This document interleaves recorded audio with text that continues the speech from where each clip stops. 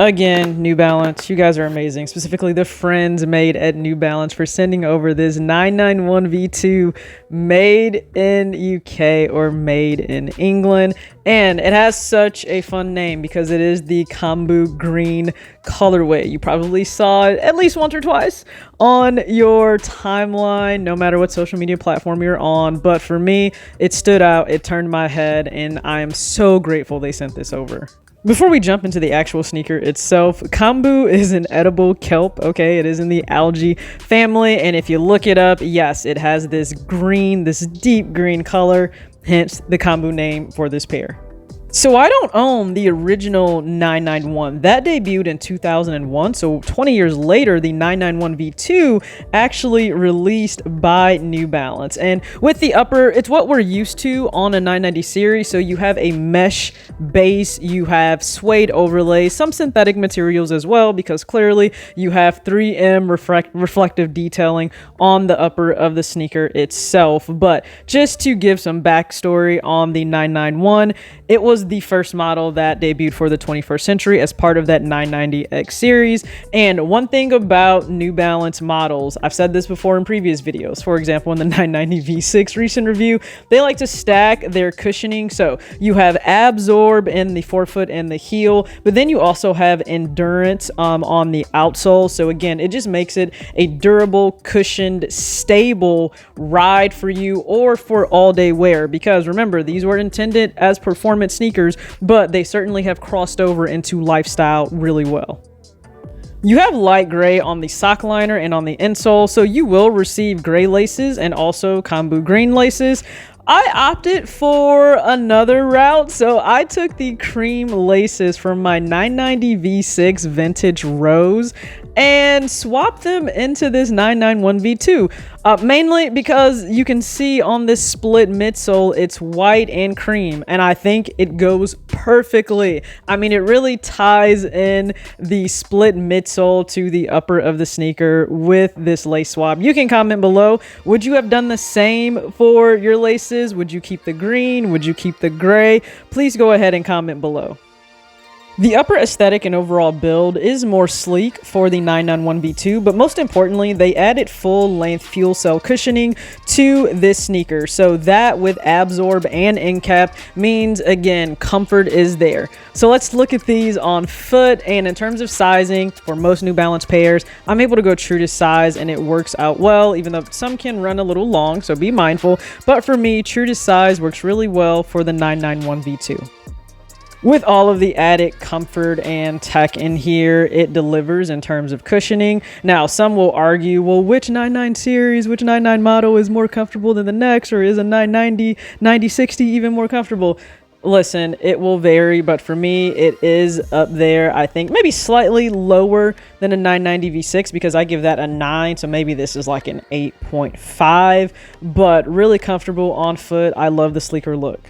And you can do so much with the 991v2 Kombu Green. So all three looks are visible here at the same time on screen. So let's go left to right for the very first look. It is dressed up because yes, you can dress up a New Balance pair, and they often do that in their campaigns and their photo shoots. Not sure if you've ever paid attention to that, but an H&M two-piece set. So the vest, it is tailored. I really like the fit of this vest, and then wide leg pinstripe gray slacks to go with the vest itself. Let's dress it down more athleisure in the middle. So everything I'm rocking here outside of the beanie is New Balance. So wearing a women's sports bra, the fitted biker shorts in a really nice green color that I think is still in that same Kombu Green family. And then the women's more looser fit oversized sweats in a cream color. And then I'll finish that look off with a Hollister plaid shirt that is loose fit, super soft, something that is a staple in so many looks for me in the fall. And third last on the far right, something a little bit more streetwear. So minimal vintage cargo pants in black, my staple cropped white tank because I wear this with so many different outfits, and then the New Balance varsity coat or bomber jacket. This thing is just amazing. I love the detailing on the back. New Balance Athletics, and then topped it off with a green and gold fitted hat. New York Yankees, it is baseball season and playoff time. So I think this hat just, again, brings everything together with the green elements in the outfit. So please comment below, of all three, which is your fave for this pair. You know the deal. Please comment below which look was your favorite of all three with this New Balance 991v2. And I feel like it was pretty balanced itself in all of the looks. You had one that was certainly athleisure, another that is more streetwear focused, and then finally dressed up with the vest dress pants combo in a gray pinstripe pattern, which I think really complemented the sneaker itself. So again, share your thoughts on which you like best. And this is, again, hey, for those that said I'm not doing a whole lot of styling or how I choose to wear things, you guys got like back-to-back-to-back videos, okay? Whether it was for the 991v2, the 990v6, the, oh my goodness, what was the additional one? Oh, you also had the Adidas Samba XLG, and then prior to that, the Bad Bunny Gazelle Indoor. And let me tell you, it's a lot of work, especially when you do this all on your own, but I am happy to get these all out. And if you follow me on Talkstyle with TJ on Instagram, then by the time this video is up, I will have posted 2 New Balance pairs in my stories just to get them gone, offer them up to followers, and the only cost would be shipping. So I'm hoping, though, by the time this is posted, that people have certainly claimed them and I'm able to just ship them off once the weekend has passed, because I'm technically filming this on Saturday. Yeah, just trying to get a lot done because I'll be back on the road again for Adidas with the legacy project I'm on for basketball. So trying to get everything situated in this video out, but absolutely love this pair. I mean, I actually showed one of my close friends and I dropped off some sneakers to her this past weekend, or this weekend, the shoe, and she's like, yeah, if a shoe ever screamed fall and caught your attention, it would be this one. And just the green is gorgeous. Like, it is such just a rich green. It definitely screams fall. Now, that's not to say that there aren't other 991v2s that have caught my eye, because I think the pair that really kind of captured everyone's attention when we first saw the 991v2 like earlier, well, I think we might have seen it. I'm sure I mentioned like the backstory, but when I saw the pair that caught my eye, okay, it was the blue silver or silver blue turbulence, and I'll make sure it's on the screen here, but that pair certainly caught my attention. I think it's a gorgeous pair. I saw it posted all over my timeline to start the year. And then you also had the rosewood pair, so if you wanted something that had more of those pink and burgundy tones, then rosewood may have been something that appealed to you a little bit more. Now, I will say this, I say it in all of my recent videos, because I was lucky, one, fortunate, and blessed, and beyond grateful to have this sent over by New Balance. That is not to influence you or persuade you like, oh, you need this pair, don't sleep, it's a must-have. It's not, none of those things, okay? If you're someone that truly loves the design, the silhouette of the 991v2, and you find value in the cost of that pair, because this isn't a cheap pair, let's be very real here. Having a sneaker that is north of $225, I believe it sits right around $250, that's not a cheap sneaker to buy. So is there value in it for you? Do you see yourself wearing it on a very consistent basis? Does it fit in your style?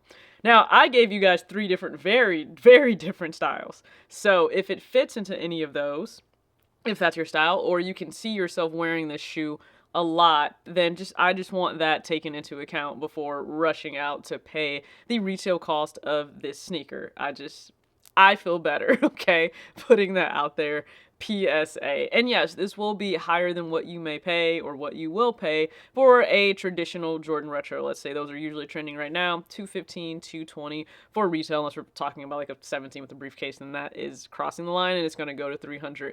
But I will say this, do I personally myself see more value, and would I wear a shoe that is at this price point if it's a New Balance versus a Jordan more? Likely yes, and the comfort does play a part. Now, I will say, if you're looking at just the materials, then I would probably put those a little bit higher than what a lot of Jordan Retros will be, because you just tend to deal with more quality control issues. I mean, I certainly have in the past, never with any of my New Balance pairs, but I have with Jordan Retros. It's not to drag them, that's just being truthful in my own consumer experience. So I think the materials will deliver when it comes to a New Balance pair that is at that price point. And then the comfort. Now, this is one thing that I think will continue to hold back just Jordan Brand as a whole if they don't choose to revamp or update any of the technology within their retros. Like, you have it, or at least I think you're capable of doing that. If they were able to keep their models relatively the same, but add in more comfort for consumers, I think that would do a lot for them. I mean, they alter the Jordan 1 Zoom Comfort so much that I don't know, a lot of consumers like the upper of it, so that kind of takes away from it. But they are showing us that you can do something with the comfort. New Balance chooses to try and improve on the comfort of pairs that are already comfortable. So they did that with his 991v2 because aesthetically, not a lot changed. But certainly when you're looking at, technology in the shoe, they chose to revamp that, and I think that's really smart. And then they've just really been on it with the colorway. So again, thank you so much for tuning in. What's your favorite fall sneaker, like fall-esque, I guess, sneaker or colorway to drop in 2024? I am curious to know. As always, act your age, not your shoe size. Peace.